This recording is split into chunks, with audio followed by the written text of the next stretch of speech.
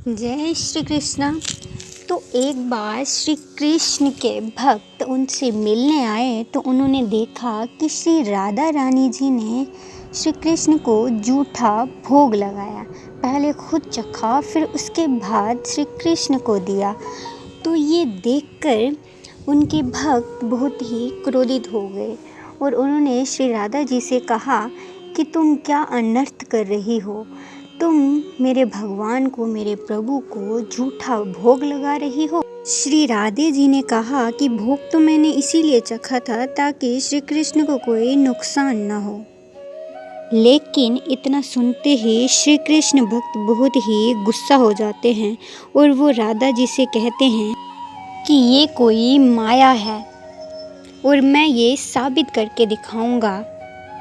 और वह एक कीड़े को लक्ष्य बनाकर 2 बार राधे राधे कहते हैं तो वो कीड़ा मुक्त हो जाता है। फिर वो एक तितली को लक्ष्य बनाकर राधे राधे कहते हैं तो वो तितली भी मुक्त हो जाती है। फिर एक कन्या उनके सामने आ जाती है और उनसे कहती है, एक बार फिर से राधे राधे कहो ना। तो वो कहते हैं उसे कि तुम्हें पता है ना कि अगर मैं राधे राधे कहूँगा तो क्या होगा। तो वो कहती है कि हाँ, मैं जानती हूँ कि मैं मुक्त हो जाऊँगी, मेरी आत्मा परमात्मा से मिल जाएगी। पहले आपने मुझे लक्ष्य बनाकर राधे राधे कहा तो मैं कीड़े से तितली बन गई, फिर मैं आसमान में उड़ सकती थी।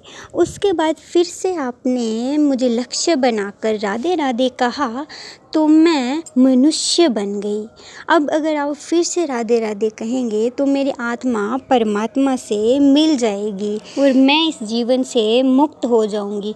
तो उस समय उस भक्त को एहसास हुआ कि उससे कितनी बड़ी भूल हो गई।